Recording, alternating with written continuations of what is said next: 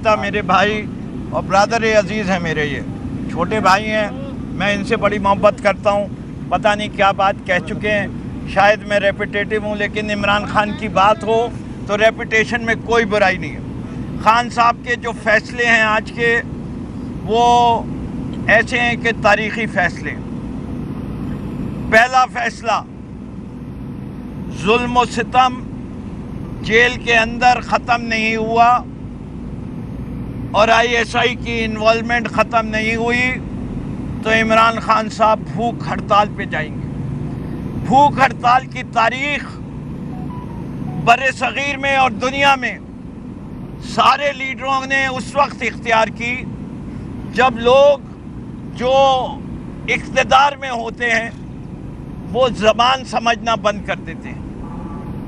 और ये मैं बता सकता हूँ कि अगर जेल में भूख हड़ताल होगी तो ये मैं आपको यकीन से कह सकता हूँ कि पाकिस्तान के हर शहर में भूख हड़ताल होगी और ऐसे मकामात के सामने होगी जिनका माने वही होगा जो ISI का माना था। बेशक हम अब इतना जुल्म और नहीं सहेंगे।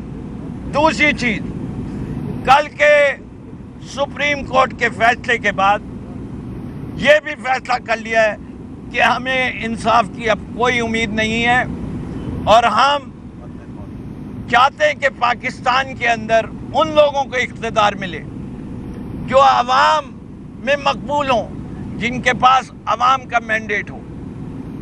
जो तुमने धांधली करनी थी कर ली, हम अब फिर कहते हैं एक दफ़ा और इलेक्शन कराओ। इससे अगर इस मुल्क को बचाना है तो 54 बिलियन रुपए कोई मायने नहीं रखते इतनी बड़ी इकॉनमी। इससे ज़्यादा तो जो है एक एक दो दो गलतियां जो इन्होंने पिछले में की हैं, चाहे वीट स्कैंडल हो चाहे दूसरे उसमें हो चुकी हैं। तो आप पाकिस्तान तहरीक इंसाफ खुली तौर पे ये बात कहना चाहती है कि ये हुक्म है। मेरे पास बहुत सारे हुक्म ऐसे होते हैं जो मुझे कोर कमेटी में, लेकिन ये वो हुक्म है जो उन्होंने मुझे डायरेक्ट कहा कि ये जाके मीडिया को अनाउंस करो। तीसरा बड़ा फैसला वो ये है कि आप दिन दूर नहीं है जब कॉल हो जाएगी और इस कॉल के ऊपर ये मुझे हिदायत दी गई है, इन सब हजरात के सामने दी गई है कि हर शख्स ने निकलना है, तमाम लीडरशिप ने निकलना है और पुरान लीडरशिप ने पूरी तैयारी आज से शुरू कर देनी है। कल कोई ये बहाना ना दे कि हमें पता नहीं था। चौथी चीज, पूरी कौम के लिए पैगाम है कि ये जो बजट आया है ये अमीरों के लिए आया है, गरीब की कमर तोड़ दी गई है।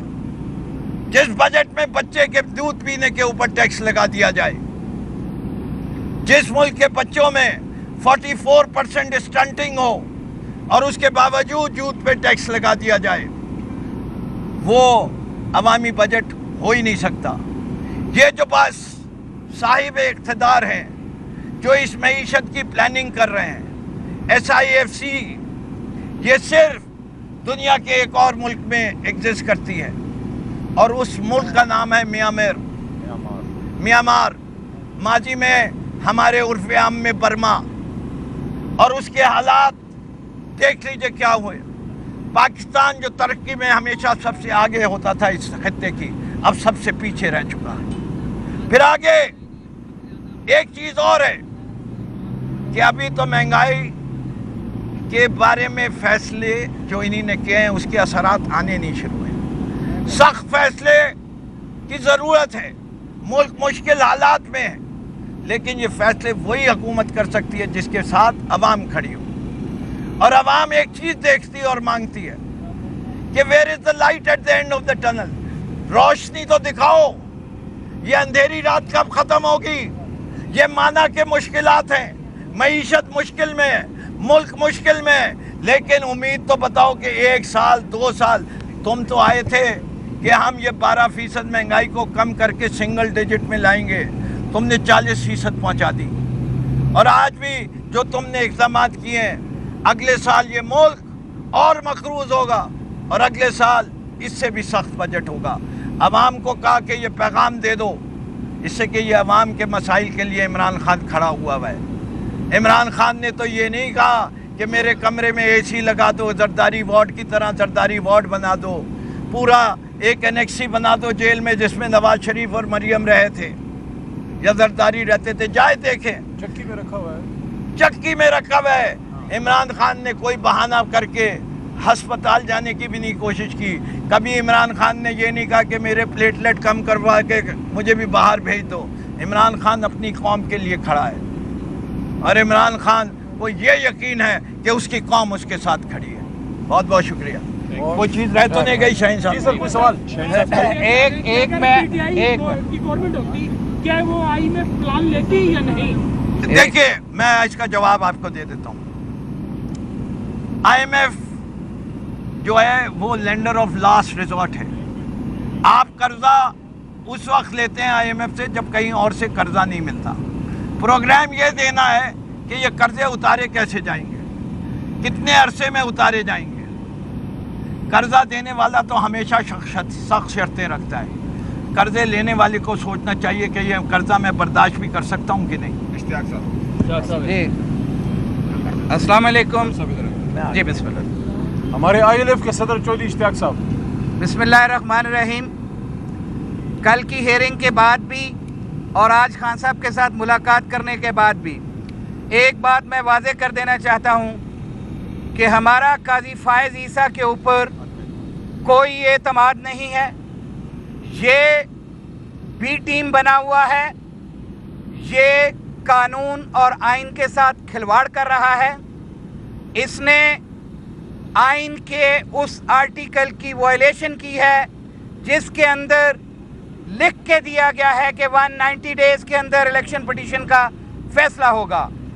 آج پی ٹی آئی کے 176 لوگ پنجاب کے اندر یہ پٹیشنز فائل کر چکے ہیں, اور اگر یہ فیصلہ قاضی فائز عیسیٰ کی ڈائریکشن پہ کروانا ہے اور ان ریٹائرڈ ججز سے کروانا ہے تو یہ ہمیں نامنظور ہے.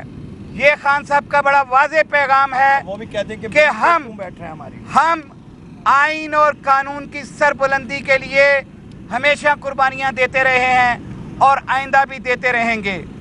سپریم کورٹ نے اپنی ججمنٹ کے اندر 5 ممبر نے یہ لکھ کے دیا ہوا ہے کہ قاضی فائز عیسیٰ کسی ایسے کیس میں نہ بیٹھے جس کے اندر عمران خان یا اس کی پارٹی ہوگی تو وہ اس میں کہیں نہیں بیٹھ سکتا, کیونکہ قاضی فائز عیسیٰ آج بھی خائن ہے, آج بھی دل میں